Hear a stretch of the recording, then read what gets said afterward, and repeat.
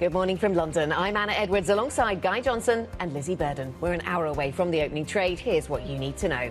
The search is on for a new French Prime Minister. President Macron once again must appoint a new head of government after Bayrou is voted out less than 9 months into the job. Investors continue to ramp up bets on a Fed cut next week. Goldman Sachs' CEO says rates are not too restrictive, while JP Morgan's trading desk warns a cut might not be great for stocks. Plus, Anglo American is said to near a takeover of Canada's Teck resources, potentially the sector's biggest deal in more than a decade. Well, coming into Tuesday, we have global stocks creeping higher for a fifth straight day. S&P futures pointing higher. Not quite the same story here in Europe, not taking the lead from Asia and the US as of yet. But the 10-year Treasury yield, 4.0512, is where we trade. The dollar edging lower on the expectation of these 3 Fed cuts this year. The countdown to the opening trade starts right now.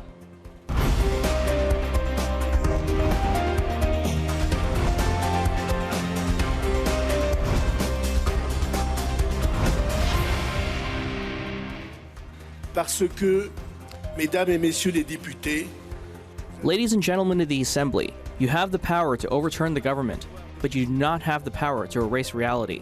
The expenses will continue to increase even more, and the enormity of the debt, which is already unbearable, will get heavier and heavier and more expensive.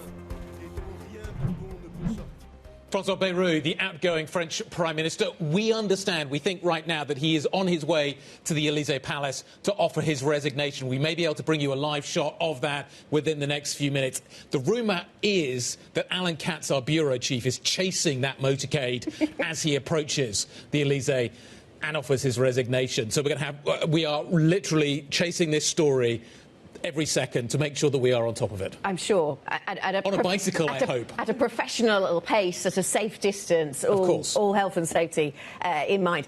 Let us talk about how the markets are responding or not responding then to this story and get a briefing from our colleague Caroline Conan at the National Assembly in Paris. Caroline, you take us through the events overnight and what we are expecting to see next. But I'll just say that CAC 40 futures are down by 0.1% as they open up for the day ahead, which isn't very much, and it's pretty much in line with the rest of the markets, and the bond markets also taking this pretty much in their stride. And I am not chasing the motorcade of François Bayrou, but I am chasing who potentially could be the next Prime Minister. He's going to hand his resignation over the next few minutes. President Macron will accept it, and then the search starts again. We've seen that in the past, of course, so I don't want to name drop too many people, but of course, this time a lot of his entourage are saying he should go for the socialist route, because this is something that President Macron hasn't tried yet. He's tried the right wing with Michel Barnier. He's tried more of the center with François Bayrou. So he should perhaps this time try the socialist route. At least that's what the First Secretary Olivier Faure was saying last night after the confidence vote. I am ready. We are ready to govern. And perhaps, you know, this is what could calm the social anger. We expect national rallies in the streets tomorrow and next week on September 18, a more structured national day of strike. So perhaps a socialist government is what could calm the anger in the streets, at least in the short term. What is for sure is that we're going to see a fifth Prime Minister in less than 2 years in France. And what Gabriel Attal, the head of the Renaissance Party, the head of Macron's party, was saying here at the National Assembly yesterday before the confidence vote is that we need to be in a spirit of a coalition. But this is actually kind of a mini revolution in France, because a coalition government is not exactly in the spirit of French politics. Caroline, thank you very much. Being with us, Caroline Conan at the National Assembly in Paris. And I think it is really interesting that markets are not giving us a huge amount of movement this morning. This is as expected. We've had a long time to get ready for this, so I suppose that's obvious. But on the other hand, you know, what kind of message will this be sending to lawmakers in France? Will it be sending a message of there is urgency here? As Bayrou said, France is drowning in a tide of debt. You need to get your hands on this. You need to get control of this debt situation. Or will this send the message that says, OK, we're watching, but you guys, just as long as it doesn't get any worse, it'll be all right. I mean, that's the market reality that Bayrou was very aware of. Caroline's talking about socialists taking over from Bayrou. That's the political reality of perhaps who is needed to unite the spectrum. But the two butting heads, once again, this remains the problem. So the markets are calmed. Nothing to see here. Move on. The reality is that I wonder where does the surprise come from here? Is it that we do get a socialist candidate? Do we get a coalition? Does Faure come in and provide that left-leaning bias? We've been right, we've been centre, maybe we need to try left. The other surprise here could be a technocratic government, which also would be a surprise for the markets. The governor of the Bank of France is being named and talked about as a potential here. So where does the surprise come from that upends the calm that we see in markets right now? Is it going left? Is it going technical? They're running out of options. Will the surprise be if any Prime Minister is able to actually pass a budget? I mean, is that a positive surprise? What if there's no surprise? What if the risk is that it's a boiling frog situation and the budget headaches just carry on? That's where we are now. That's what's priced. That's what's priced. Exactly, and it just carries on with no crisis. When does it wake up the situation? We'll see. Let's move on and talk a little bit about what's happening with the Fed. Fascinating comment that got a lot of note yesterday coming out of JP Morgan's trading desk, talking about the fact that actually it may be better to travel than arrive when it comes to the stock market and Fed bets. Fed cuts are coming, but the reality of the Fed cuts may be something actually the market doesn't need right now. You're going into September seasonals, which are quite negative. So actually the reality of a Fed cut might not actually be something that would be welcomed by the equity market, which in some ways has already priced in an awful lot of activity from the Fed.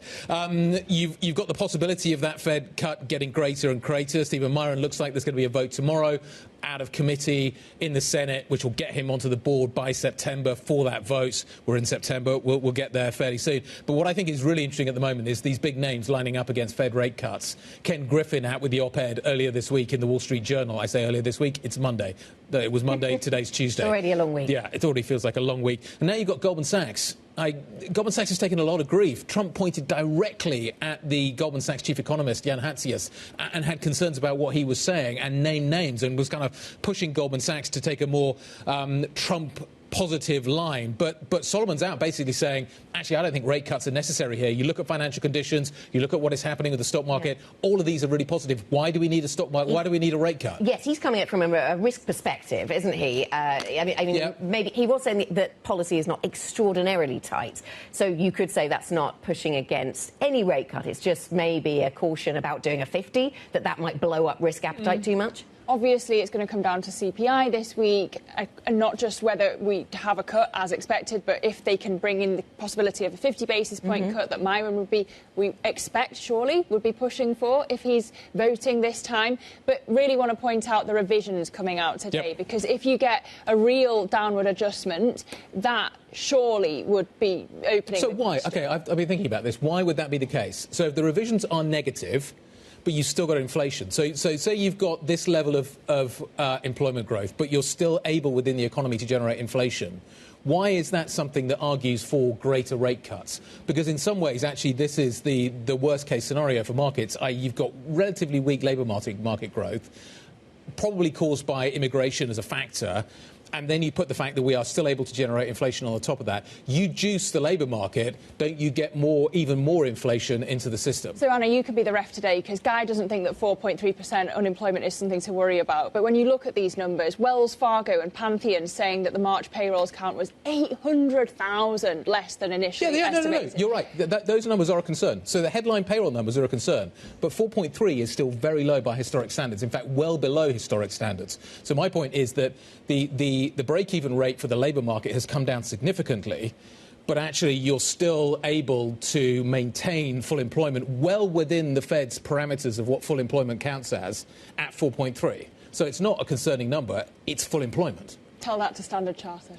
OK, they're going for 50 basis points as a rate cut. Stephen in England was on TV yesterday talking about it with John and Lisa. Look, we also rates are obviously not too high to put off all M&A, Lizzie. No. Yes, and we've got to talk about this Anglo deal. So we've reported that Anglo's nearing a deal to buy Canada's Teck resources. We've got the redhead crossing the terminal just now that Anglo and Teck are going to combine in a merger of equals. They're going to have the primary listing on the LSE. There's no such thing as a merger of equals, but yeah. Quite.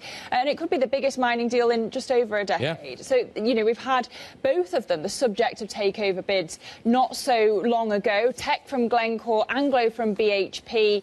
No one really wanting to overpay, but obviously this feeling of FOMO in this space and such hyperactivity in mining because of the increased desire to expand copper production. Yes, and copper is part of this deal, and copper has been part of all of that frenzy, at least running slide rules across each other to drive some M&A, but a lot of that has not come to pass. So it's interesting to see that this one actually gets over the line because, as you say, Lizzie, both of those businesses have been trying to do either fend off other deals or trying to do their own deals, asset sales and the like. But this is a sector that does have a habit of paying up at not necessarily the right time, and the Chinese super cycle around commodities back in the, what was it, late noughties, early 2010s, that still rings in people's minds. So, you know, we'll watch the details around that one. I'm trying to work out where Anglo sits in the kind of the weighting within the FTSE 100. I think it's not within the top 10 as far as I can tell.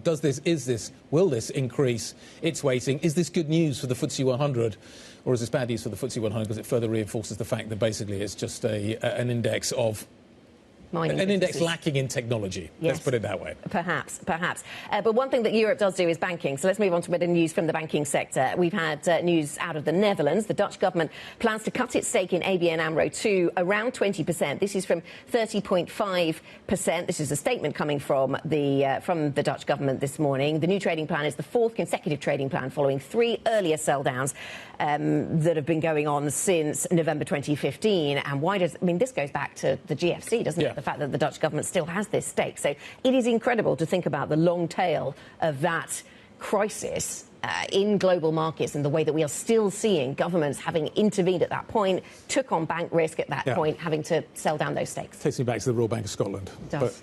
But don't really that one's done. Yeah. Only just. Becky Quinn's going to join us, Fidelity International Multi-Asset Portfolio Manager, to talk about these markets. Fabrice Sache, Medef's Vice President. This is the French business group. We'll get a take on what French business wants to see next. Would it be comfortable with a left-leaning government that maybe downgrades some of the current government's expectations? Stephanie Newman, 91 Portfolio Manager, is going to be joining us a little bit later on. We're going to talk tech there as well.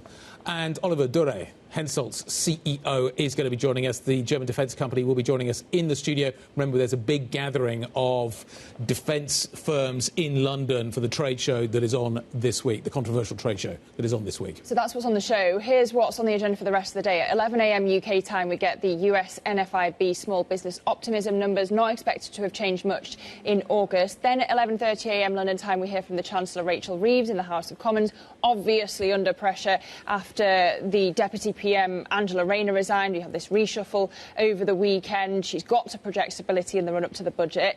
Then, as I say, the highlight for me of the day, 3 p.m. London time, the BLS yearly payroll revisions. Do they undermine the BLS's data credibility even more? I'm sure the President will be watching closely. Then, 6 p.m. London time, iPhone 17 being unveiled by Apple, and then later in the day, Oracle reporting its earnings. That's your highlight of the day. In a work context.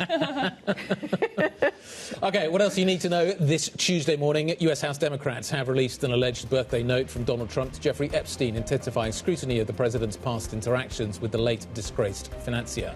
The release is part of a group of documents received by the House Oversight Committee, including a birthday book compiled for Epstein's 50th birthday. The White House says the note is fabricated. Indonesian assets have fallen after the president, Sukarno, removed the country's finance minister as part of efforts to quell widespread protests over current economic conditions. His successor says he will maintain the country's fiscal health, but investors appear unconvinced. The Bank of Indonesia says it is strengthening stabilisation measures for the rupiah by intervening in markets as the currency slides. And Rupert Murdoch's family has settled its trust dispute, cementing Lachlan Murdoch's control over Fox and News Corp, where he is already CEO. The deal ends a years-long legal battle and gives Lachlan sole authority in the event of his father's death. His 3 siblings will exit the trust and receive around $1.4 billion each from stock sales from the trust. A new holding company controlled by Lachlan will now own the family's voting shares. Succession sorted. Another series, perhaps. Coming up, Monte Paschi wins control over Mediobanca with about 62% of shares. We'll check on the Italian stocks, the Italian banking sector at the open. Plus, Norway's Labour Prime Minister declares victory in a close election, gripping the country amid broader European turmoil and controversy surrounding US views of the Sovereign Wealth Fund. We'll get the latest details from Oslo. Up next, Fed rate cuts, those bets ramp up, but Goldman's David Solomon doesn't believe rates are too restrictive. We've been discussing that. We'll get some guest perspectives on that question. If you have any urge to get involved in these discussions around this desk, then please do. IB plus BBTV Go is the function to use around the Bloomberg terminal. It seems that it's daylight, but the moon is still there. 7:15 here in London. This is Bloomberg.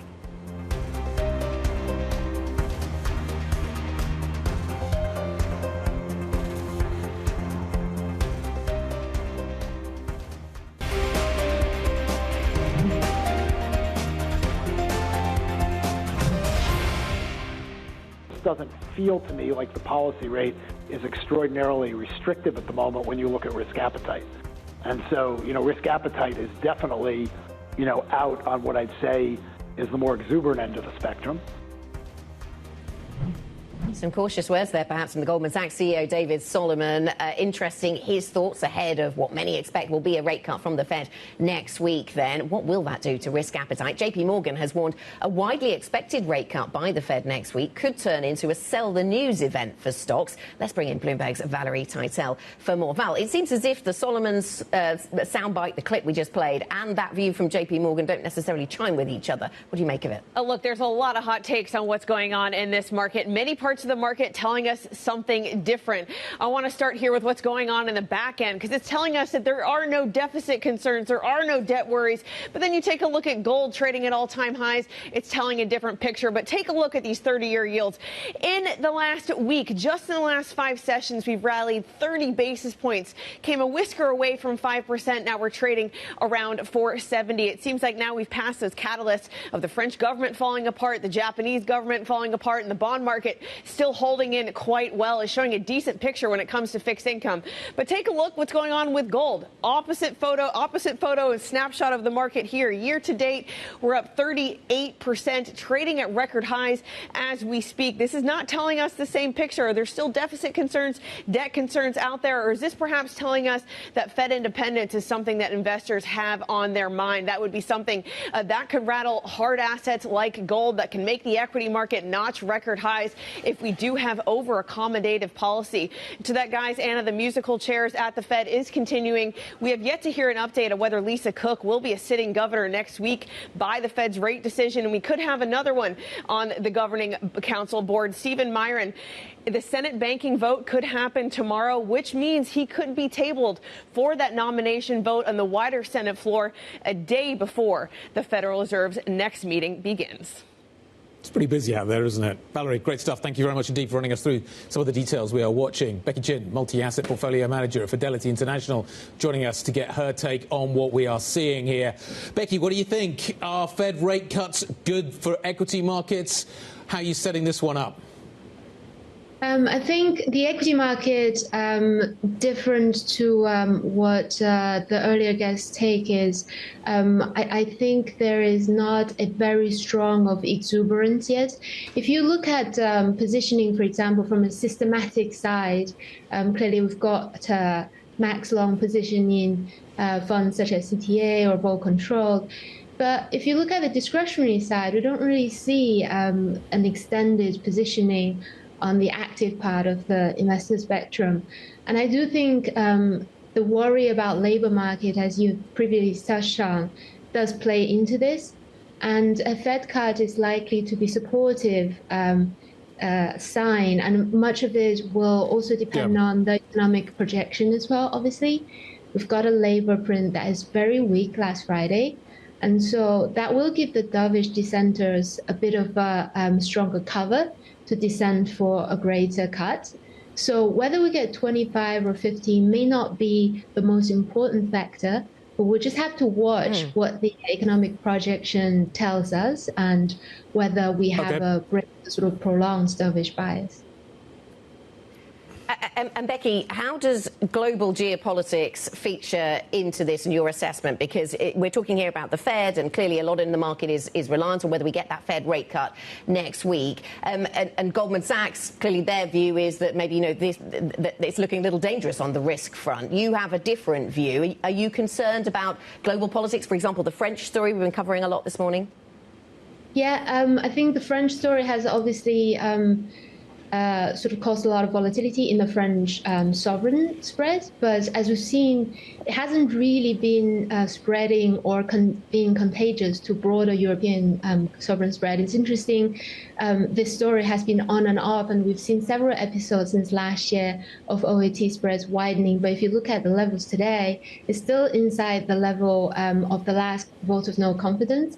I think that's the market telling us that even though there's a lot of uncertainty, the market is not looking at a likely tail end risk of President Macron resigning, but more of a ECB still acting as a put for sovereign spread, and investors pricing in a lack of fiscal consolidation, a kicking the can down the road possibly scenario of fiscal deficit. But if you look at the debt sustainability perspective, it always comes down to the nominal growth projected over 25 to 29 by IMF is still above 3%. And if you look at the cost of debt, it's probably rising indeed, but still within that nominal growth outlook. And so if you look at a debt sustainability or sort of debt spiral perspective, we're worsening, but we're not quite there yet. And I think that's quite telling that the market is saying, this is a French local problem, this is not a Euro-wide problem, and we still probably have the ECB intact. You do wonder what it would take to get the euro to care about French politics, Becky. Of course, we've got maybe a Fitch downgrade on Friday. It doesn't look like that's going to be it. But just coming back to the Fed, I wonder how much further the US yield curve has to steepen if the Fed keeps cutting. 3 cuts almost fully priced in now. Yes, I think the curve steepening would be probably our base case. If you think about the back end of the curve, historically speaking, when inflation expectations well anchored, you have tended to see the back end of the curve roughly follow what the Fed projection is. But over the past weeks, you start to see a little bit of wobbles on that front, that policy projection, the long end of the curve, start to diverge a little bit. And inflation projections, some of the longer term expectations have started to move up a little bit. And the key, I think, really rests in whether inflation expectation does start to rise on a more sustained basis, because that is when investors are signaling that they're demanding greater term premium. And you've got these structural forces, like you mentioned, of doubts about fiscal sustainability or a doubt about the Fed's independence. And that, I think, is going to be keeping us wary of the back end of the curve, because after all, the Fed is looking likely to have a dovish lean. And this is into an economy that we don't believe is recessionary yet. And so that should make the curve steepen or make investors demand a little bit extra risk premium, especially when term premium is not particularly elevated by historical standards. Becky, great to see you. Becky Chin, multi-asset portfolio manager at Fidelity International. Thank you, as ever, for your insights. Coming up, we're going to dive into that French story. We'll be speaking to the Vice President of French Employers Federation, Medef, as President Macron looks to appoint another new Prime Minister. That's coming up next. This is Bloomberg.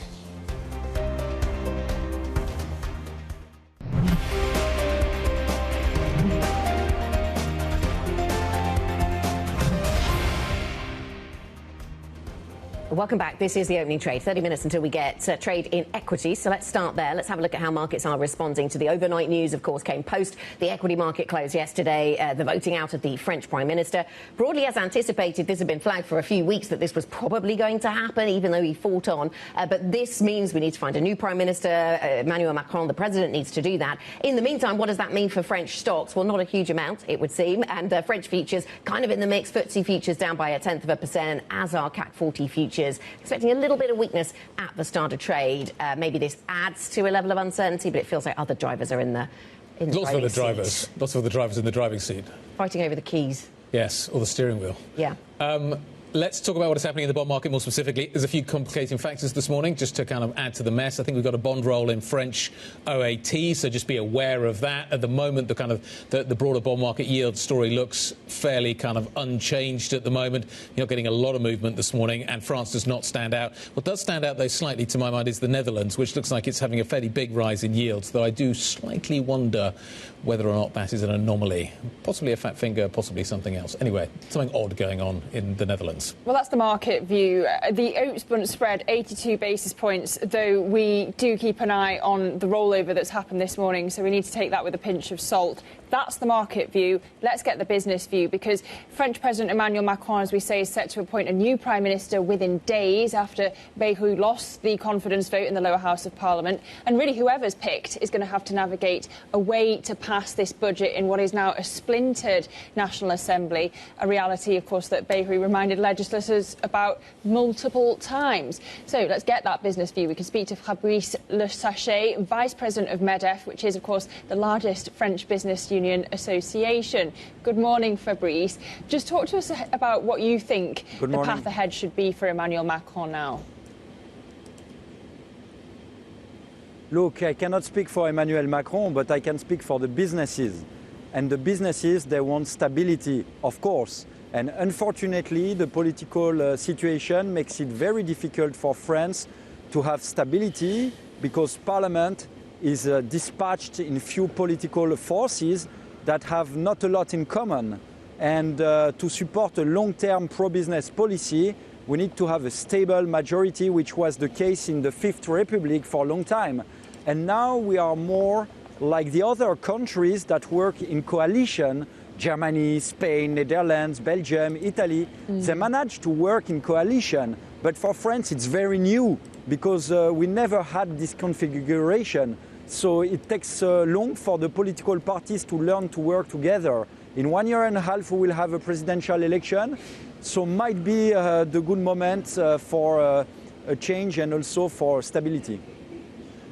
Well, who would be businesses' pick for the next PM? What would businesses' impact be of a socialist pick? Look, this is not, first of all, the fall of the government is not a big surprise. And the sky is not falling on France today. It was expected. The government, the previous one, fall also very fast in around 6 months. This one lasted 9 months. But for the businesses, the most difficult things are the international situation, the overcapacity of China, the tariffs from the US, the Europe having too much overburden and complexity, and the competitiveness gap, and France having too much tax and a need to reform the social system, pension, as well as social spending. These are the main things that we need to address. They will not disappear. They will not be solved tomorrow. We need to have this long-term work. Fabrice, good morning.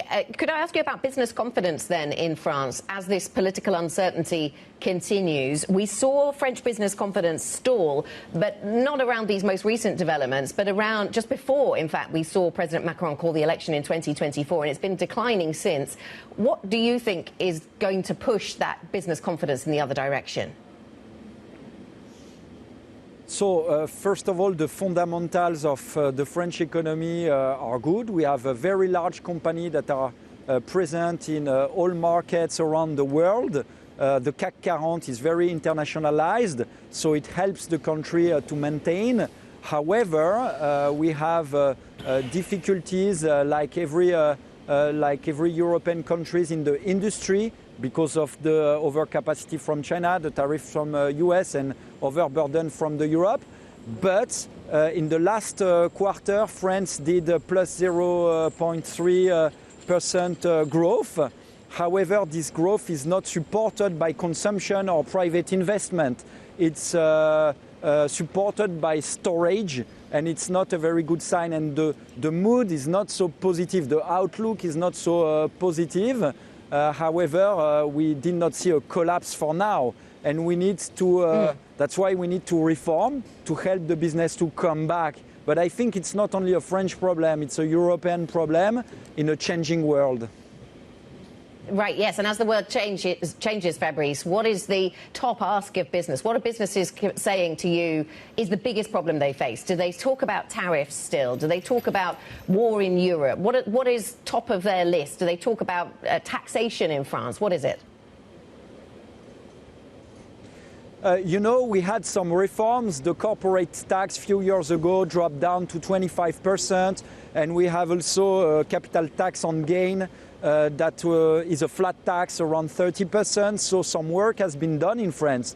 Unfortunately, these good years now are at stakes because the debt level. However, we got this big debt because of COVID, but most because of social spending.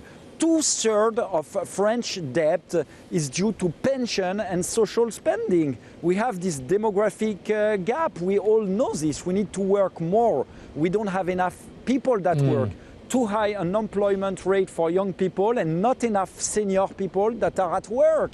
We know what we need to do. It takes only a political majority to enforce it. And the country is divided. That's our difficulty. The solutions, we know them. The problems, we know them. We need to continue the pro-business policy that worked in the last years because the unemployment go down. It was 12% in France. It has gone down to 7%. It yielded some results. We have lots of foreign investments. We need to continue this policy. And the risk is that because of the situation, we blame this policy that had results. Fabrice, good morning. It's Guy. Olivier Faure, the leader of the Socialist Party, is talking about a wealth tax, a large wealth tax. What would be the impact of a wealth tax, a big wealth tax on France? Sorry, the wealth tax has never worked anywhere. It does not work in UK, it does not work in Norway, it never worked in France when it was established. This is a really bad idea, an idea to make the people that create wealth, that create companies, to go out of the country. We don't have a problem of creation of wealth, we have a problem of debt. And if we want to reimburse, we need to create business activity in France, not to get these people exit the countries. So all these ideas that are inspired by leftist or Marxist whatever theories are not working. Less than 10 countries in the world have this, you know? So why we should apply some recipes that cannot be digested? Okay. They're not going to taste very nice, I guess, is the takeaway from that. Fabrice, so we've tried the right, we've tried the centre. It sounds like you're not in favour of a leftist government, a socialist government led by the socialists. Should we try a technocratic government? How would you feel, how would your members feel about, for instance, the governor of the Banque de France taking over as Prime Minister? So if you speak about interest rate, I think it's your question because we have some back noise here in Paris. Of course, it's worrying because we are spending today more than the budget of the public instruction to reimburse the interest of the debt. And that's the whole problem. In the last years, we never comply with the target of 3% deficit. We always try to find some ways to escape, to say climate investment shall not be accounted for, defense spending shall not be accounted for. So we try to trick a little bit the system. And Europe said always, okay, because France is a big country and they don't want to have this fight against France. But to come back in this 3% is the main priority today. And whatever government, even a socialist government, will have to face this. It's no matter the identity of the prime minister. You cannot cancel the reality. Even if some people like to cancel the reality, they cannot manage to do so. Okay. Fabrice, what about a technocratic government? Italy has tried to do this. I hope you can hear me. What about a non-political prime minister? Would that be a good idea? But for us, what matters is the ability for the government to pass the reform. So if this technical government can pass the reform, that's fine. But why a technical government can pass more reforms than a non-technical? what we need to have is an agreement between the political parties.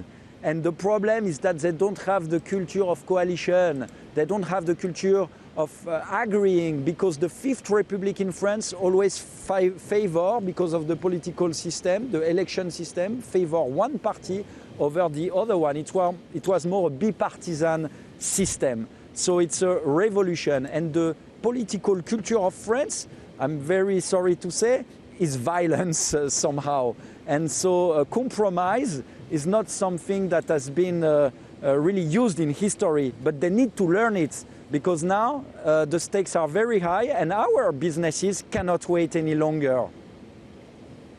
The art of compromise. Fabrice, thank you very much. Fabrice Le Sache, Vice President of the French Employers Organisation, Medef. Thank you very much for joining us to give us the perspective, the business perspective on what's been going on in France. Let's pivot from French politics a little further north to Norwegian politics. Norway's Prime Minister, Jonas Gahr Støre, has declared victory in a close election where his Labour Party played to voters' fears of uncertainty regarding taxation and welfare policies. Støre is headed for another 4 years in office after Labour emerged as the Nordic country's biggest party, while the opposition bloc saw a shift to the right. For more, let's talk to our colleague who joins us right now, Heidi Tuxdal-Skaseth. Thank you very much for being with us, Bloomberg's Oslo bureau chief. So what does Støre's re-election mean for Norway? Let's start with the domestic conversation. Well, domestically, it means a continuous Labour minority government. They've been ruling alone the last 6 months. And the big shift here is that Støre, our prime minister, will have to lean on 4 different parties to the left in parliament. These 4 parties, they're the Green Party, the Red Party, the Socialist Party, an Agrarian Party. They have quite different agendas. So he's going to have to make some compromises. He said that he will also seek agreement across the political aisle when it comes to defense, to Ukraine support.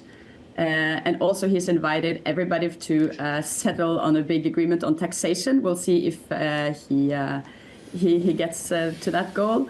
But he has said there will be 3 main pillars that will stand regardless of what the other parties want from him, and that is the Norwegian NATO membership, a closer cooperation with the EU, and that the Labour Party wants to continue to govern in what he calls an economic, stable and responsible manner. So not a huge shift, if you ask Støre. We were just discussing the possibility of a wealth tax in France. Where does Støre's re-election leave a wealth tax in Norway? And what does it mean for the $2 trillion sovereign wealth fund there, which, of course, was dragged into the election? Well, those are two different issues. So the wealth tax has been a huge issue in the campaign. The right bloc has fought hard to get rid of it. They lost the election, so probably the wealth tax. Støre is open to make some amends, but the wealth tax will by all means stay. When it comes to the sovereign wealth fund, the world's largest fund, it got a lot of attention during the election campaign here due to its investments in many Israeli companies connected to the war in Gaza.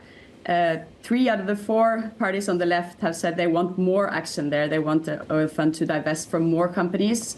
They have already divested from about 30 companies this year, and it has drawn the attention from some of U.S. President's allies. So that's going to be a difficult topic for Støre coming up.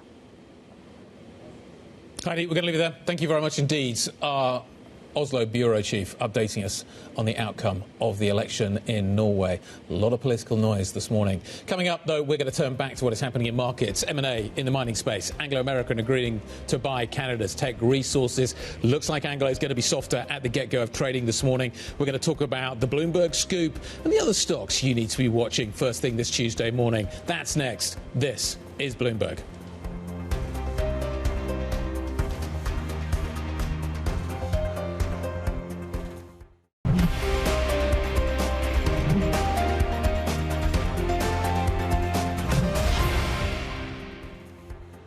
It's going to be 11 minutes in the market open this morning, and this is the picture you find ourselves with. Unconvincing in either direction. We are basically, well, we're waiting for the next catalyst. Does that come in the form of the revisions a little bit later on? Lizzy Burden is agog with anticipation watching that one. The politics is front and centre here in the UK, in France and elsewhere.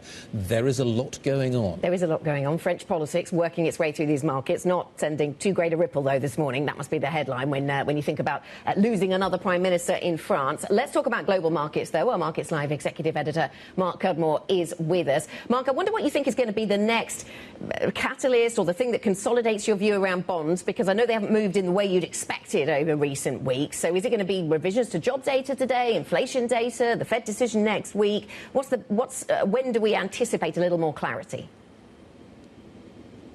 Good morning, Anna. You're always so polite, but let's say it clearly. I have had bonds entirely wrong over the past month.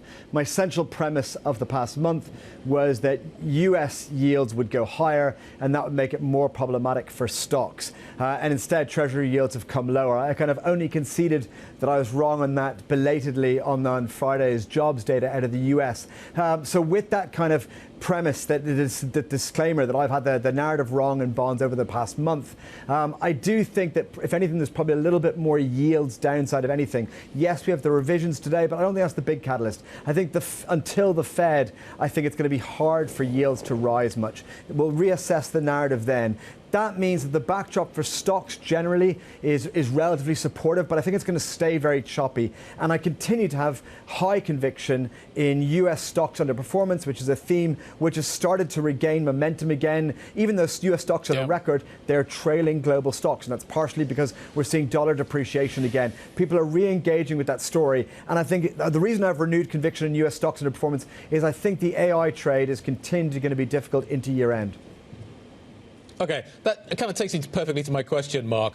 There appear to be two known risks at the moment, one of which is an economic slowdown in the United States, a recession. The other one is a re-rating of AI.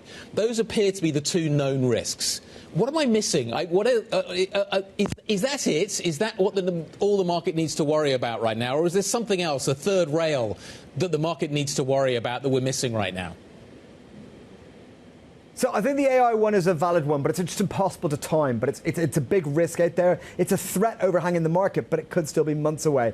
I think a recession is very hard when the government's pumping so much in, and we haven't seen the private sector collapse precisely because of the spending in AI. So I think it's unlikely we're going to have a technical recession. I think what I'm more worried is a bit more of a stagflationary dynamic, and probably the extra one that you're missing there is I do still think the market is underestimating how much inflation can take off again. I think that's going to be a real narrative over the coming year. Now, the reason I'm kind of not pressing it too hard right now is, first of all, I've been wrong on yields rising over the past month. But second of all, I think it's going to take time for that to feed through. And it's not going to we're not going to suddenly trade that narrative on the PPI and CPI prints this week. It's been very clear that unless they're completely shocking, the Fed will cut by at least 25 basis points at this coming meeting. And I think 50 basis points is potentially in play. I don't think it's going to the route they're going to choose, but I think people will bet on that. So I think this won't be the time we'll trade that inflation narrative. But that's the other big risk out there, that we've got inflation. And if it's inflation coming as slowing growth,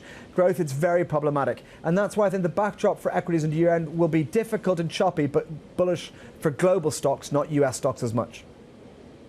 All right, Mark Cudmore, Bloomberg's Markets Live executive editor. We thank you as we look ahead to that PPI, CPI and revisions data later this week. And remember, you can get up-to-date analysis from Mark and his team by going to MLIV Go on your terminal. Let's go from the macro to the micro. Chloe Melly is here with our stocks to watch. Chloe. Good morning, Lizzie. So let's start by going over to Italy, where Monte Paschi has finally done it. It's won control over Mediobanca. This is really the culmination of a really impressive turnaround for Monte Paschi that has only really just emerged from a deep restructuring and was nationalized just in 2017, which is not that long ago. This deal kind of creates Italy's third largest bank. It's still below Intesa and Unicredit, which are really massive players, but it still creates a bank with 230 billion euros in assets, so still a major player. So we'll see how the market reacts to this combination this morning. Let's move over to another M&A story, and this time it is Anglo American agreeing to buy Teck resources in Canada.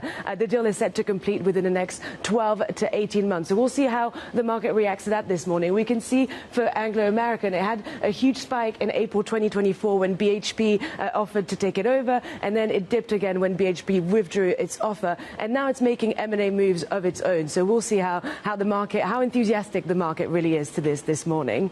And finally, we have got a new JP Morgan note on banks, on European banks, and it's a really positive view on the sector. Let's look at some individual banks. We have got Commerzbank in Germany and BCP in Portugal. Those actually got downgraded to a neutral rating because of limited upside. But Deutsche Bank was actually placed on a positive catalyst watch ahead of an investor day in November. So we'll see how much those downgrades and upgrades really changed this picture in the morning. Commerzbank is actually outperforming, but we'll see, and we'll keep an eye on that this morning as well. Chloe, thank you very much. Our equities reporter, Chloe Melly. Probably worth saying that CAC 40 futures are pointing higher now, so we could see a little bounce at the start of trade, bit of arriving at some sort of destination, or maybe it's just a way stop on our way to a new Prime Minister. I do wonder what the relationship is, though, between the two.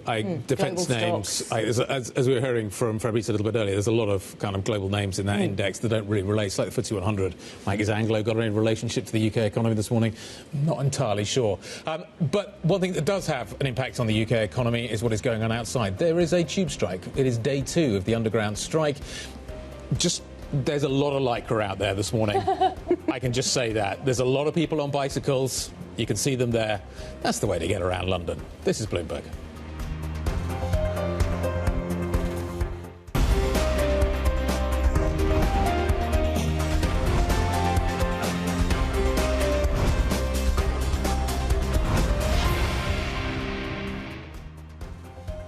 Tuesday morning, good morning. It seems we're in search of a catalyst this morning. European equities don't know where to go. This is the legacy of yesterday, a rally into the close, matching what we saw in the United States. We go out of the highs, US markets then drop, and we now need to price that in to our equity markets this morning, which makes Lizzie's board maybe a little quiet this morning. Well, Guy, I've got for you a great big fat unch on my screen, an exhibition of that wait-and-see mode as we await more data stateside, perhaps the CPI data, the PPI data, the revisions as well. It's not much more exciting when it comes to FTSE 100 futures. They're doing worse, perhaps, than CAC futures because of that Anglo deal, the anticipation around the takeover of Teck resources, perhaps what's weighing on Anglo, or will weigh on Anglo when we get to the open. But look at these CAC futures in Paris. Who would know that there was any political turmoil happening in France? It looks like the international names are going to boost the CAC futures at the open. Anna, what are you watching? Yeah, we'll watch everything French, of course, and maybe we won't see much movement there. Let's talk about where we might see some movement. The mining sector very much in focus. Anglo American and Teck doing a deal. This is the Canadian mining business, of course. Now, Anglo American is going to get 62% of this business and Teck only 37%. So we will think about where that leaves them. This is going to be a more copper-focused business. So does that increase the chances of M&A? But it will be bigger. So does that reduce the chance of M&A? We'll talk about that. ABN Amro in focus. The government reducing its stake. Remember that? That's a post-GFC thing that still hangs with us. And banking consolidation within the Italian banking sector in focus as Monte Paschi wins control over Mediobanca. Guy. OK, here we go. Time for the market open this Tuesday morning. Drum roll, very quiet drum roll, but a drum roll nevertheless as we anticipate the market open. And as you can see, it is, as Lizzie suggested, a quiet one. The FTSE 100, they're getting a little bit of traction. I say a little bit, it's a very little bit. We're up 0.05 of 1%. We await the arrival of the CAC 40. That may be the more interesting market to watch this morning. But as Lizzie was also saying, actually, it's probably the international names that actually may drive the narrative there. The IBEX is barely budging. The Stock 600 is up by less than 1/10 of 1%. We are in search of a catalyst. The FTSE 100, though, has some interesting names within it that may be on the move this morning, and the CAC 40 arrives up 0.2 of 1%, but pretty much in line with all the other international markets around Europe. So, Lizzie, what does the sector story look like? Well, so despite what TradeGate had suggested, actually you've got Anglo shares up at the open by 1.9%, more than 2% now. So that is one of the gainers this morning after that deal, of course, to buy Canada's Teck resources, the biggest mining deal in over a decade. You're looking at basic resources, the second best performing sector across Europe this morning, up 0.6%. Media is the best performer, but all bar consumer products and services in the green as things stand. You mentioned mentioned, Anna, the Italian banks. We had this scoop, of course, that Paschi's won over half of Mediobanca's voting rights. You've got Mediobanca up 2.5% and Paschi up more than 3% as things stand. So liking that when it comes to banking. Yeah, I think the big unch that was on your screen earlier on didn't quite do justice to at least everything's green. I mean, almost everything in terms of the sector story. As you say, Lizzie, only one sector in negative territory. Just focusing on the upside here, and media is the best performing sector, and Publicis is up quite strongly, not really to do with the French election. This has got an upgrade, Publicis, so there's a bit of analyst activity having an impact on that particular mover to the upside. But elsewhere, as you point out, Lizzie, we are seeing strength in some miners, and Glencore, I see, tops the Europe Stocks 50. Essentially, defence names are soft. They were up yesterday. Names like Rheinmetall, we're going to be hearing from them a little bit later on. There's a big defence event taking place in London. BAE Systems is soft. Airbus is soft. Leonardo is soft this morning. So that's where actually the weakness is coming through. UBS is also down, which is adding quite a lot of weight to the downside, as is Novo. So kind of separate those two out. You actually have probably some weakness in some of the more outperforming sectors of late. So Kongsberg is also lower. Upside, in terms of points, some of the energy names are coming back, mixed in pharma. But I can't see any. There's not an obvious theme here. Yeah, Glencore is up, but other than the miners, there doesn't actually appear to be a clear theme. Yes, and I mentioned Publicis trading higher on a broker upgrade, and Saab, you mentioned the defence sector. Saab is trading considerably weaker, and that is also on the back of a broker downgrade, or at least an initiation with an underweight rating over at Barclays. So it's one of those days. It's a day where some of these broker moves cut through. OK. Let's talk about what we may see a little bit later on. I suspect it's going to be a busy session. It's politics that are going to dominate. But I just wonder when the French kind of story has the potential to take a step forward. It was interesting listening to Fabrice talking about a wealth tax. So you get a wealth tax in France. Is that something that actually does cut through to French stocks, even the big international ones, in terms of the names of the... And the outgoing Prime Minister clearly very nervous about the competition with Italy in that regard, isn't he? Let's talk about where we are on these markets then. Stephanie Niven joins us, Portfolio Manager at 91. Stephanie, very good to have you with us. We'll get to some of the themes that you're investing around in a moment, but just in terms of risk appetite, how are you evaluating the market right now? Goldman Sachs, perhaps a little nervous, David Solomon saying that he's not sure we need a rate cut in this kind of market, looking at what risk appetite looks like. And we have stocks off all-time highs, not far off all-time highs. How are you thinking about risk at this point? Sure. Well, it's been really interesting to see last week, with the weaker jobs numbers come out and the reaction coming through yesterday and increasingly today. And to Guy's point, the market is looking for a narrative. So you're seeing that reaction to the big mining deal. But on the flip side, you're seeing things like the software sector begin to be a little bit more weak. And I think that's really interesting, how we're kind of seeing the AI story kind of pivot away from that hyperscaler, investment in data centres, etc., into what does that really mean for the economy? So how can we think more broadly about the economy in the light of AI? And that, I think, is really where we're going to start to see the market move as we look into the hopefully the Fed rate cut coming. Right. And let me ask you mentioned the mining M&A, and that does seem to be something that is having a bit of an impact here. It's been a theme for a while, even if not a lot of deals have necessarily come through, but here we have one that looks more likely than not. Does this make sense for you, that miners are doing this kind of M&A at this time in the cycle? I mean, what do you watch to get a sense of how this is going to go down with investors? So I think more broadly, this is part of the whole economy transitioning and positioning for an energy transition. This is about lining up for what will be the structural growth demand drivers into the future. The battle for copper. Very much see Anglo as kind of rowing in behind this and positioning for that undeniable growth that's going to come through. And Stephanie, just going back to France, Guy searching for a catalyst here. Are we underestimating the contagion risk around French politics? I think it's unclear at this point. I think, geopolitics has been a larger theme this year than perhaps we were expecting, and it's certainly had its ramifications in the US. We've had a lot of chaos kind of ongoing in the US market. How that comes into Europe, how we continue to see, the markets navigate that volatility is going to be very difficult for investors to call. And it's interesting when you're talking about AI. I mean, there are so many questions I could ask you on this, but We've been talking a lot about the labour market data, obviously, in the context of the US economy. I just wonder how much of that freeze that we're seeing when it comes to hiring and firing is because actually, it's not the tariff uncertainty, it's because, you know, you've got AI doing jobs that humans were doing before. How much do you think about that? Quite a lot. And I think really you can think about AI as being a shock absorber, really, within the US. So we've seen a lot of difficult underlying signs happening within the US economy.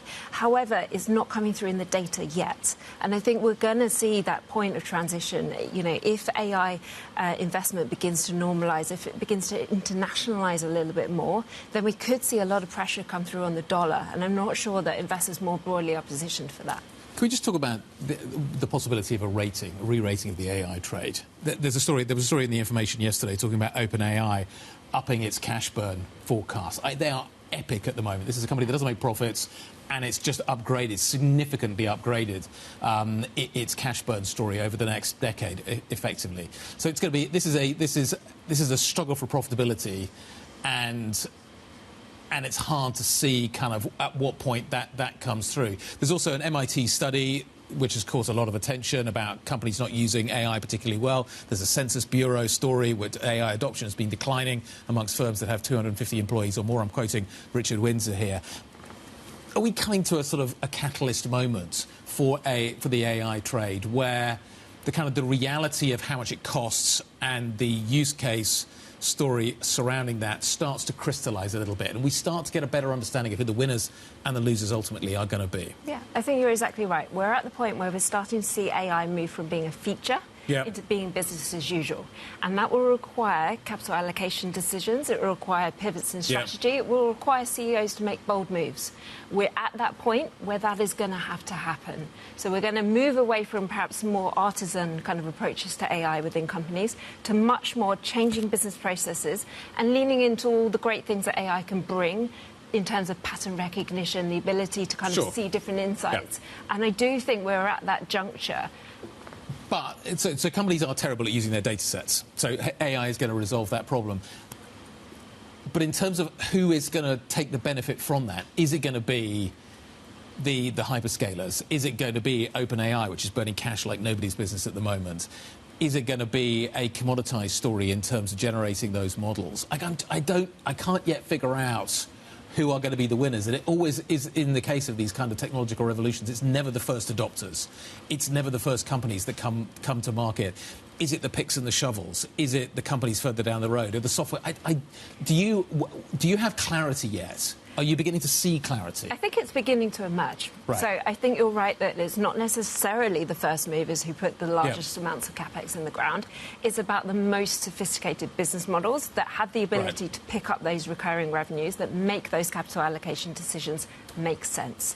And I think we're going to start to see differential performance emerging going forward. And you're right, picks and shovels will be a super important part of that. But also we'll see this dynamic where it's not just about power, it's about efficiency. Yeah. And we began to see that come through with Broadcom last week, where you saw that transition, you know, away from necessarily the fastest chip into the most efficient chip. And I think that dynamic will start to become more apparent going Does that forward. imply a re-rating of where the AI trade is now to a more realistic valuation?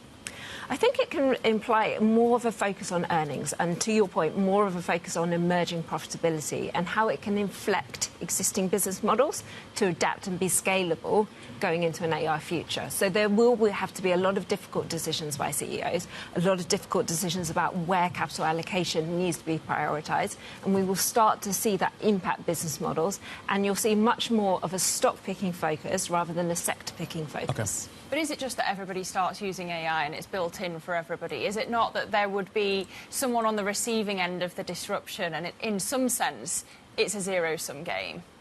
Well, there will be a lot of commoditisation, of course, and you're seeing a lot of kind of start-up, businesses offering quite generic tools now. But it's about how you use those tools in your business, how you build on proprietary data sets and take effectively a data platform into a digital delivery device. And I think that's where you'll see really scalable and really customisable solutions that do differentiate businesses from one another.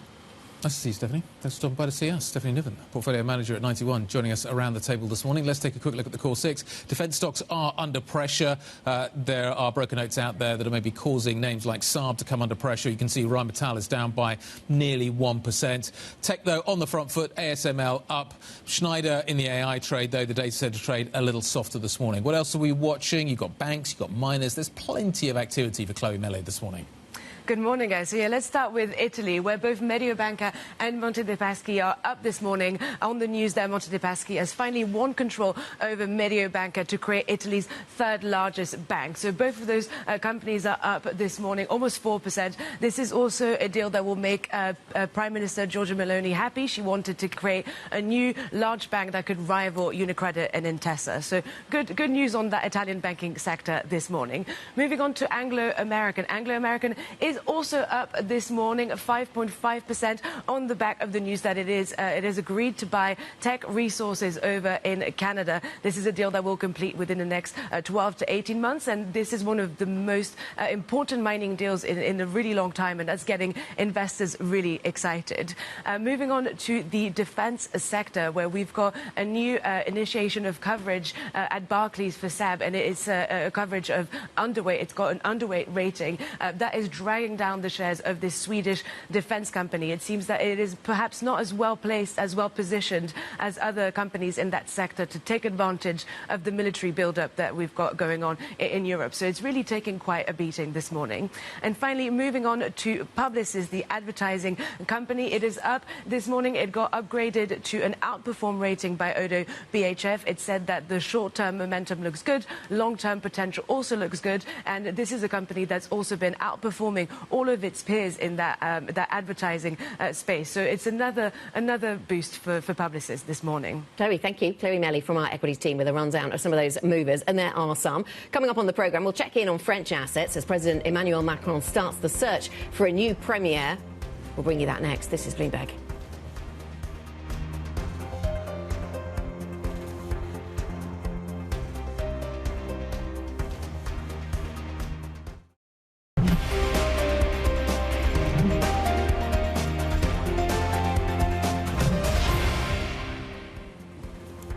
Welcome back to the opening trade. We are 16 minutes into today's session, and if you look at these numbers on your screen, you would struggle to conclude that we'd lost a French Prime Minister overnight. But let's talk about where we are on French assets right now. The CAC 40 is up by 0.3%. The rest of the market is up a little, but not by that much. The DAX is pretty flat, actually. Let's bring in Bloomberg senior strategist Michael Masika with thoughts. Should we start with equity markets? I mean, clearly, we've said many times that the CAC 40 is not a reflection of the French economy. There's a lot more in there than just France. But are we surprised by the resilience of French assets to all of this turmoil? Well, it's a strange one. I mean, there's been a big discount applied to French equities since last year's snap election. Obviously, investors have been showing preference for other countries, especially Germany, which has a lot of fiscal stimulus going on. That's like the renewed industrial engine of Europe coming back. So you can see that inflows. The German market had a lot more inflows compared to France. Now, having said that, given that discount is already applied to French assets, that they've been underperforming a lot over the past year, of course you can argue that, okay, well, this is nothing new. There's a prime minister lost. Okay, that's fine. Now, having said that, we don't want a political crisis, and that's the risk that you have. Like, is this going to be another snap election? What's going to happen? That's the uncertainty you kind of be worried about. This isn't a political crisis yet, though. No, it's not. What about a Fitch downgrade? Would that be a political crisis? Oh, yes. So that's another story. The problem of France is obviously the budget, the debt. How are they going to finance that? What's going to happen over the next year? If they have a downgrade, this is going to get very tricky. And obviously, all eyes are on the spread between the bond yields of France and Germany. We are very high. Is this going to explode to the upside? I think a downgrade would probably have a big impact there. Right. And then, but views even on that vary, don't they, about whether that will actually be, such a decisive moment? Because one of our colleagues also saying yesterday that it trades like a single A anyway. So even if you get a downgrade, maybe it wouldn't. But, we're all searching for that next catalyst. Well, 82 basis points is where we're at on that right now. Look, we were talking to Fabrice Sache from Medef earlier about the impact potentially on consumer and corporate confidence if the uncertainty rolls on. Surely, even if the CAC's dominated by, international names, this is going to weigh on the banks and the domestically focused stocks on the CAC. Yeah, it has to. I mean, especially big banks. Those, they own quite a lot of French bonds. So it's, it could get a bit tricky. They have a higher cost of capital than the rest of the banks in Europe. So already, there could be some kind of sell-off on banks if these things go like kind of worse compared to where they are now. You have all the domestic stocks that are in the CAC count as well. The constructions company that depend a lot on government spending. All those have to be watched carefully. But obviously, the big problem here would be for smaller caps, which are much more domestically tilted than the CAC 40. The CAC 40 is only, I think, 15%, generating 15% of revenues in France. So, yeah, as a whole, let's say, it's not a huge issue for the CAC 40. Just to change direction, I read your piece this morning, as ever. There is the buy the dip mentality is there. Any dip is going to be shallow. People are going to buy it. The liquidity is still there. That's the kind of the story that we still find ourselves with, despite the data that we're seeing coming out of the United States, despite the risk of a 50 basis point cut coming out of the Fed growing. All of this is still, nothing has changed at this point for equities. Well, we had a good earnings season. The AI story is still there. You still have a lot of capex going in there. There's the labor market is weakening in the US, but it's not weakening, too much, let's say, to think about maybe there's going to be a recession. So we're still like in a kind of a positive Goldilocks environment. Yep. Then you have the Fed, which is like ready to cut. It's there, and there's no sense of panic or whatsoever. You have a lot of dry powder on the sidelines. It's a recipe for any dip is going to be bought. Okay. So I guess you don't agree with the view that we got from the JP Morgan trading desk that was saying, look, a rate cut isn't necessarily going to be good for stocks. They were saying maybe this will be a buy the rumour, sell the fact kind of moment. When we get that fact, when we get a rate cut, it won't be good for stocks. But do you see the underpinnings of that argument then, Michael? So, yes and no. Let's say an emergency rate cut is never a good thing for stocks. Is it an emergency rate cut? No, if there is an emergency rate cut, like let's say... What's an emergency rate cut, though? Isn't that just a rate cut? I think a 50 is an emergency rate. We can call it emergency rate cut. The big picture is, does the economy need today a 50% rate cut? Inflation is still low. Okay, it's creeping up, but it's still low. The economy is growing. Why would you cut rates by 50 basis points? Unless you think things are going bad. So that could be bad. But a 25? Exactly. 25 is what everyone expects. It's priced in, what everyone wants. So, yeah, of course, you can have like a sell the news kind of thing because everything is priced in. Okay, they cut 25 basis points. We need to reduce our exposure anyway, so we'll reduce it right now. And you can have a little dip. But at the same time, positioning from asset managers is still like neutral.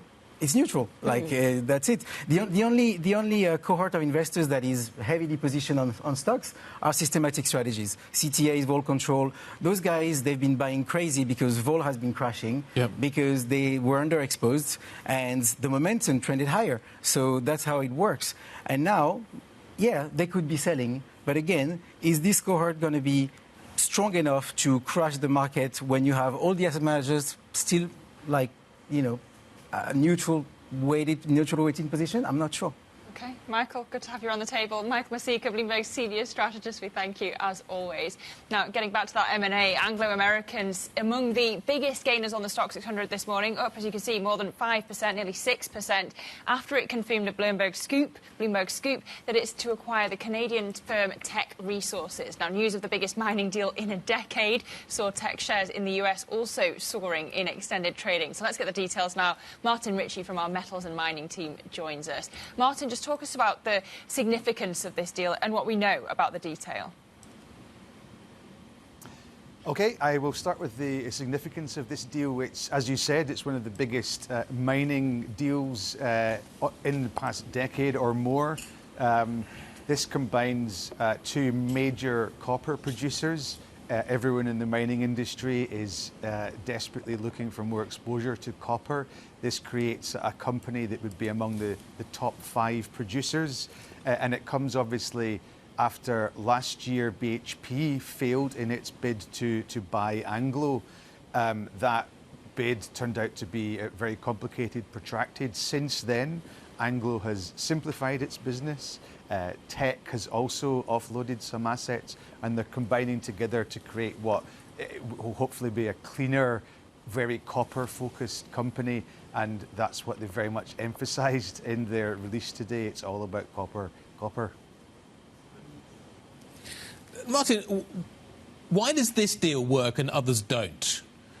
Why does Anglo want Teck and not another business? What is it about this transaction that is different to all the other deals that have been talked about over the last few years? There have been a lot of other deals, not just deals that that executives have tried to make publicly, but also a lot of chatter about who should or could merge with who in the mining space. In 2023, we had Glencore trying to take over Teck. That turned out to be too complicated due to both the structure and the shareholding structure of Teck. BHP's bid for Anglo, that didn't come off again. These were two quite complex companies. It was a complex transaction because Anglo has a lot of different assets. Here we have a company, Anglo, that's already sort of downsizing itself, spinning off assets. Like steel, coal, like diamonds, like nickel, to focus more on its what it sees as its core business. Teck has sold coal as well, so these are companies which are much more solidly focused on copper, and it's a much more kind of simple proposition to the investors. I think the figure they're giving is 70% copper focused. The rest is mainly iron ore and zinc. Martin, it's going to be a fascinating one to see transact and go through and deliver. Martin Ritchie on the mining deal that we're watching so closely this morning. And the stock is up pretty strongly on the back of that. The initial call was lower. Yeah. We would see Anglo moving down, but actually aggressively to the upside on the back of this. Yes, and that's what, when one company buys another, you're often looking for one of them to drop. But this one on the rise, I mean, Martin was just talking about how this has made a real copper business. Does that make it more attractive? That's what one of the analysts this morning out with a note was talking about, how a more copper-focused business could actually end up being the subject of more M&A attention. But it is bigger, so that might make it harder to digest. Yeah, of course, Teck had been the subject of a takeover bid from Glencore. Glencore shares also on the rise this morning, up 3.6%, but that's nothing on the Anglo move, 6.3%. No, but Anglo, Antofagasta is up by 3-something percent. Yeah. So the copper trade is on this morning, definitely. Coming up, we're going to speak to the CEO of the German sensor and defence manufacturer Hensoldt here in the UK. That conversation next. This is Bloomberg.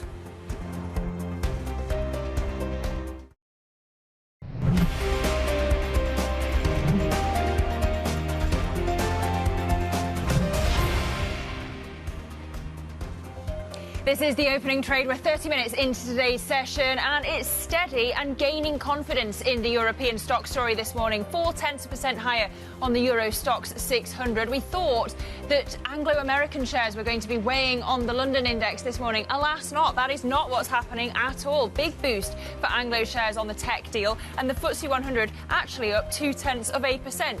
Also, who knew that the French Prime Minister was ousted yesterday? The CAC Cajon up 0.7%. Guy, it's green across my screen.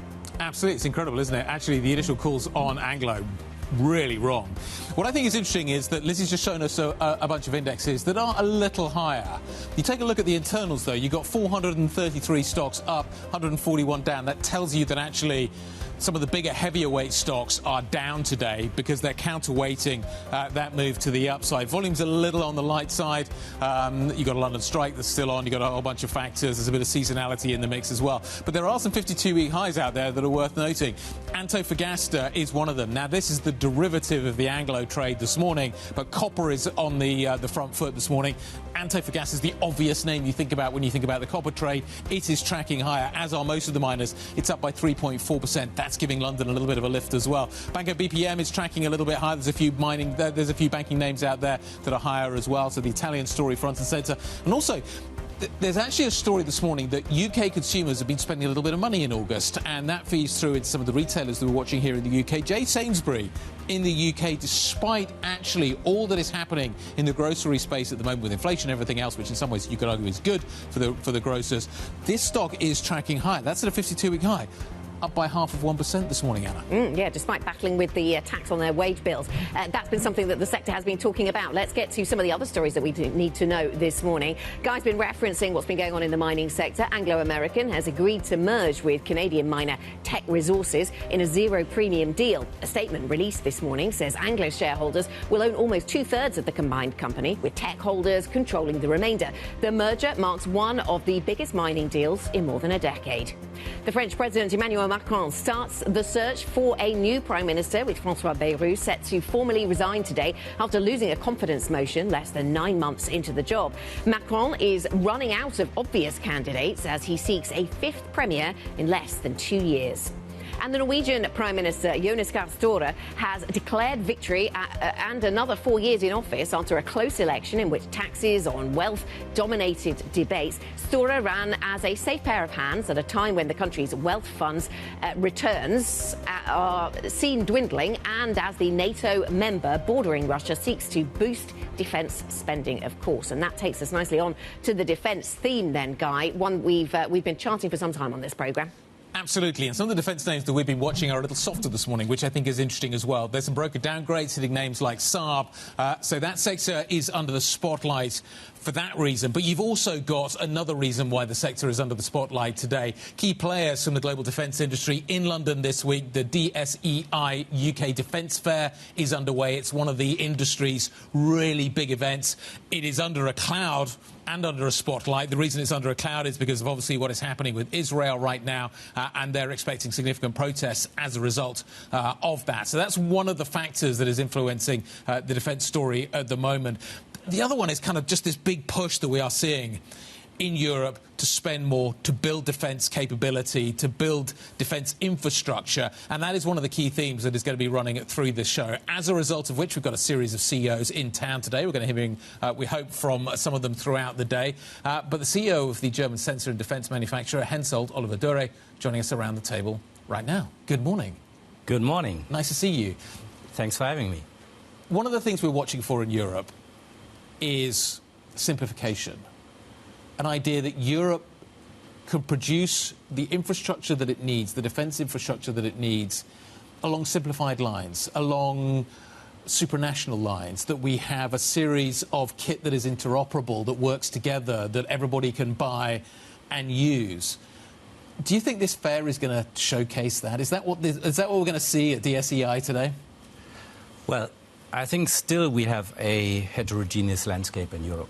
Right. I mean, looking at the sensors, we have like 6 major players in the market.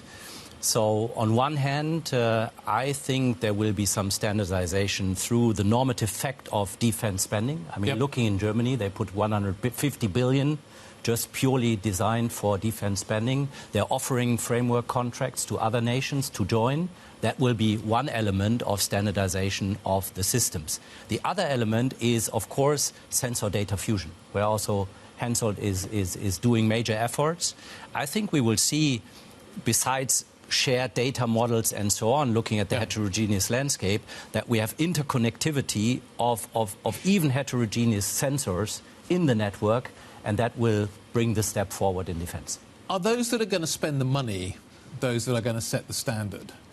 It's interesting. So you're a German company. Germany is going to spend a lot of money on defence. France, we've talked about the political struggles this morning, looks like it's going to struggle to maybe spend the same amount, which takes me to the FCAS programme, which is the next generation fighter programme. There are 2 in Europe. There's GCAP, which is led by BAE, and you've got the FCAS programme, which Dassault wants to lead out of France. You're involved in this. Obviously, you're not the major it's not a major involvement. Airbus is the major involvement.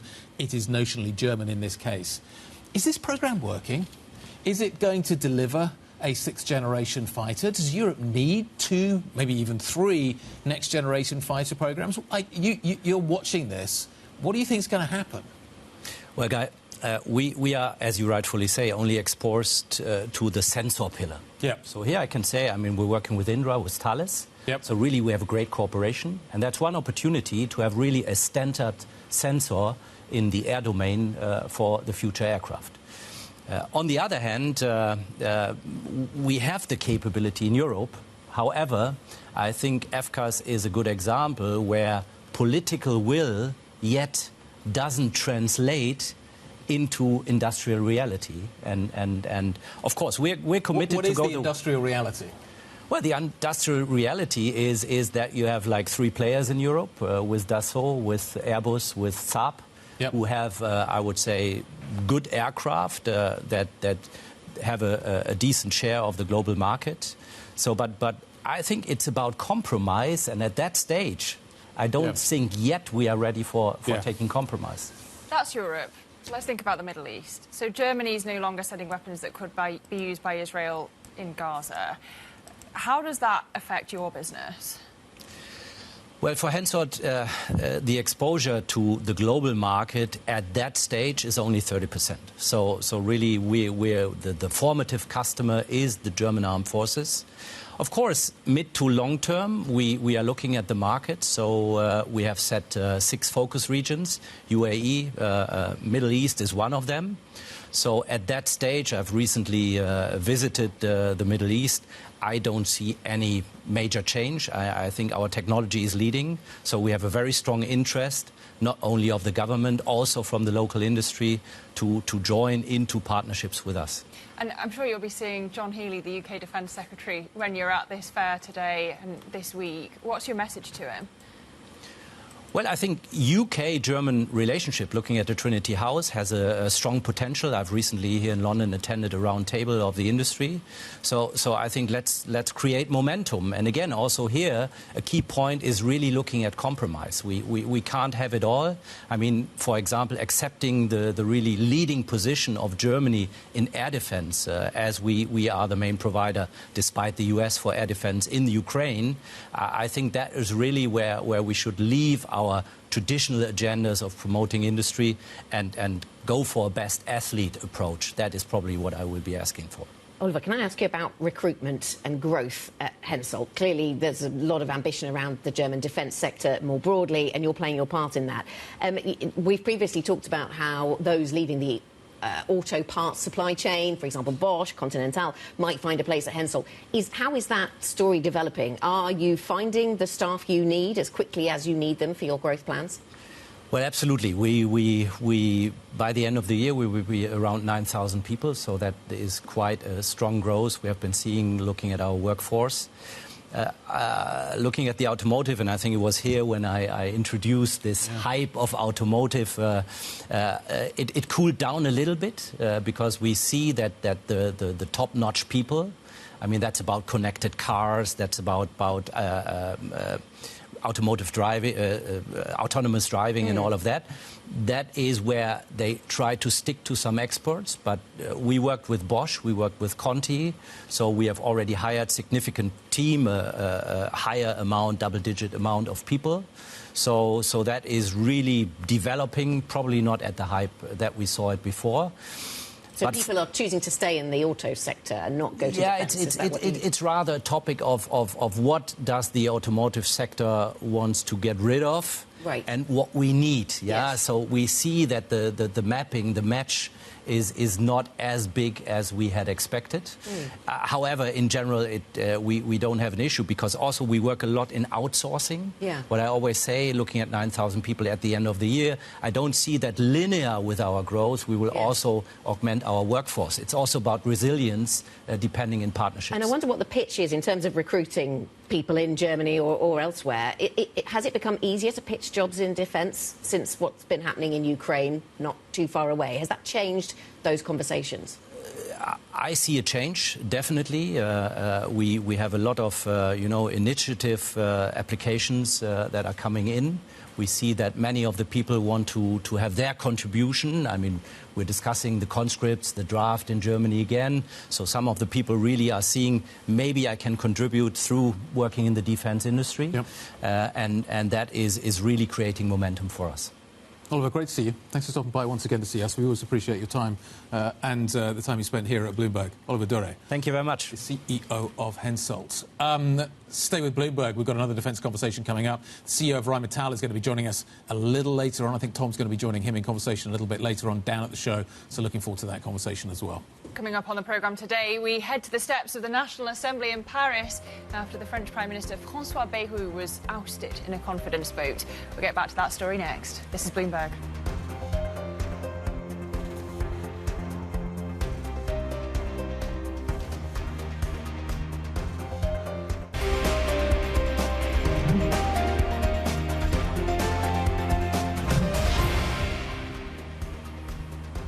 Welcome back to the opening trade. We are 47 minutes into a session that's actually perhaps surprisingly positive for European equity markets, well, by 0.25% on the overall European picture. The French market ahead of the rest. Let's talk France. The French President Emmanuel Macron will appoint a new Prime Minister within days after François Bayrou lost a confidence vote in the lower house of Parliament. Whoever is picked will have to navigate a way to pass a budget in a splintered National Assembly, a reality that Bayrou reminded legislators about.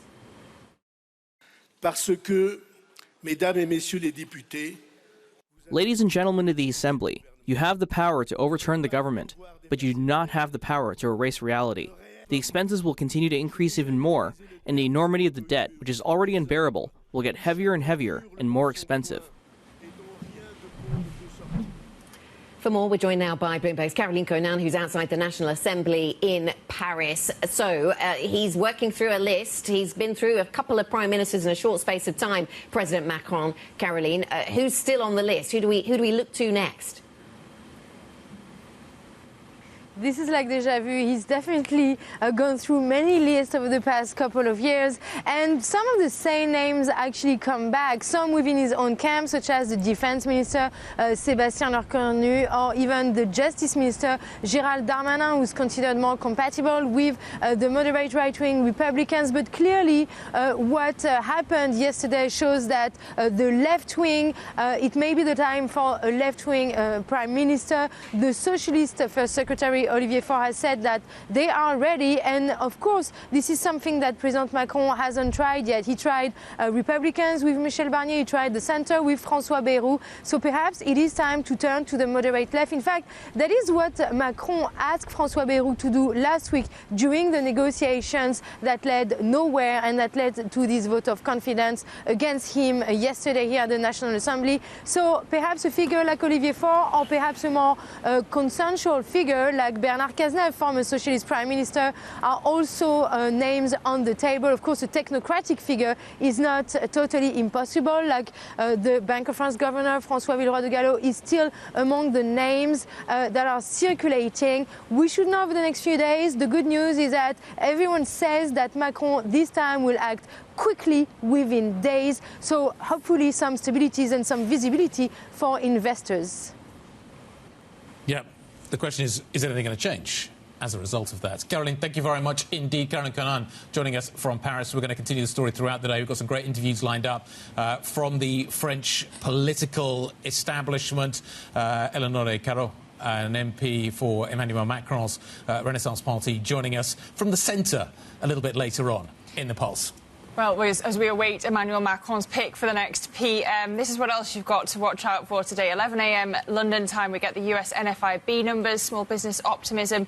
11:30 a.m. we hear from the UK Chancellor Rachel Reeves at the House of Commons. 3 p.m. and guys teasing me for this, but my highlight of the day... I thought it would be Reeves. I thought you'd be more excited about Reeves. I guess that was the point I was trying to make earlier. Well, look, important for the Fed and for Donald Trump, we get the BLS yearly payroll revisions. Could they undermine the institution's credibility even more? Then 6 p.m. we get the Apple iPhone 17 launch, and then later on Oracle reporting earnings. But I want to focus now on that Apple iPhone launch. It's really a big day for tech enthusiasts as Apple's really preparing to unveil this next generation of products. The iPhone maker set to debut the iPhone 17 today, along with new Apple Watches and AirPods, as its highly anticipated launch event takes place. So let's get more now with Bloomberg's Vlad Savov. He joins us now. Vlad, which new product are you most excited to see today? Well, it's widely anticipated at this point that there'll be an iPhone 17 Air, which is going to be an extra thin device It's going to compete with Samsung's Galaxy S25 Edge, which we've already seen this summer. I've laid my hands on the S25 Edge, and it isn't just a thinner phone. When you actually hold it in your hand, it's thin enough, it crosses a threshold where it's tangibly different from a regular smartphone. So I feel like that's going to be the thing that gets people really excited when they get to Apple stores after this launch event, when they lay their hands on it. The compromises are going to be in battery life and cameras, and Apple's going to give people a very clear-cut proposition because they're going to give you much better cameras and better battery life with the iPhone Pro models, which are going to launch alongside the thin one. Let's talk electronics inflation then, Vlad. I mean, US tariffs this year forced console makers and arguably other electronics companies to raise prices. Are we going to see the same from Apple? Is that going to be a link that they make? Well, Apple has done its best to make sure that it gets a carve-out from all these tariffs. Tim Cook has spoken with Donald Trump and tried his best. But when you look at the rest of the electronics industry, Sony has raised prices for the PlayStation. Nintendo has had to raise prices for its older Switch models. But notably, Nintendo did not raise prices with the Switch 2 because it wanted to make sure that it gets as many people to buy the new product as possible. Apple is likely to follow suit. The smartphone competition so far, the likes of Google and Samsung, have not raised prices. They've sought to get more people to buy the devices rather than secure profit margins. Vlad, thank you very much. Bloomberg's Vlad Savov with the latest on what we look ahead to from Apple. Yeah, it used to be a massive both on event. Product and pricing. Yes, always both. The value proposition used to be a big event. Actually, it used to move markets. Feels like it isn't at the moment. Maybe in this position, Apple anymore. Is it better to travel than arrive? JP Morgan has warned a widely expected rate cut by the Fed next week could turn into a sell the news event for the stock market. It's interesting that we've also got David Solomon out talking about the fact that policy rates in the United States are not restrictive. He doesn't believe. He thinks that stock markets look quite elevated at this point. Valerie's here to debate this. Well, let's start with what JP Morgan is saying, because I think they do make a point. It's not just about the rate cut on September 17th. It's also about the guidance they give moving forward. Yeah. Remember, we do get their projections, so that includes their GDP forecast, their unemployment rate forecast, the dot plot as well. And I think the market is really, really pinning its hopes on quite a substantial dovish shift in the messaging. And you can see that reflected in the terminal rate that the market is pricing. We're pricing in going below 3% at the end of next year. 3% is what the Fed believes as neutral. So the market is thinking that accommodative policy is something that is going to be needed in the next 12 months. Now, there could be some fuel to the fire on that discussion. We do get those NFP revisions, the payroll revisions that Lizzy was talking about. Remember, last summer, this is kind of a data point that is not normally talked about, but last summer, it could really be argued it was something that tempted Powell to cut 50 basis points at the beginning of the cycle. And I think this time around, it's just going to add to the chorus of views that labor demand is softening. Yes, labor supply is dropping too, but the market is getting more nervous that the drop in labor demand could be something that could cause the unemployment rate to rise. Now, I was going to ask you about these revisions, but Lizzy has been so excited all morning. I'm going Only to let because her do of that. Val. Look, looking at the Nomura numbers, B of A as well, they're saying that it could be 1 million jobs they've got this wrong by. This is significant. Go on, tell it. It's significant, but it also will add to the chorus of whether this data survey is really up to standards in the modern post-COVID environment. The fact that not only do we have the biggest monthly revisions to payrolls ago in 40 years, but we've seen these substantial revisions to prior data. I've been arguing to beg the question is that a data set we look at, or do we look at what the market's doing at the moment? Well, precisely. So the market's fine. The economy looks fine. So apparently we've had a weak labour market for ages, and everything else looks pretty good right now. So kind of how useful is this? I mean, it's quite bizarre. Even to me, I'm having a hard time on which one to pin my hat on, because what we're seeing in the labor market is late cycle, turn of the cycle kind of phenomenon. But what we're seeing in the rest of the stock market, the credit market, I mean, even look at home builders. This is the Solomon point. They've rallied more than the NASDAQ since the summer. These are things you don't normally see when the labor market is starting to turn, when the economic cycle is starting to turn either. But there's been been so much confusion in the data. Yes, you can talk about NFP. You can also talk about GDP data was so warped by people trying to front-run the tariffs. There's still a lot of confusion on what the message we should be reading from the tea leaves here. Valerie, thank you very much. Valerie Teitel with the data we need to watch. Now, Guy, you were asking if it was better to travel or arrive. I think it depends where you are, doesn't it? You don't want to be in London. We're not arriving on an underground train, are we, today? No, that is not what's happening. Everybody's taking a really long bus home or a bike. Well, some bikes are the fastest way to get around London. Yeah, we both cycle every day. Believe you me, if you want to get around London at speed, even Valerie has been known to get on a bicycle. But it looks like the roads might be busier today, though. That feels risky. Honestly, the bike lanes were a pleasure yesterday. I recommend it. Get on your bike is my message for any viewer today. That's it, though, for the opening trade. Stay with us. The Pulse with Francine Lacroix is coming up next. This is Bloomberg.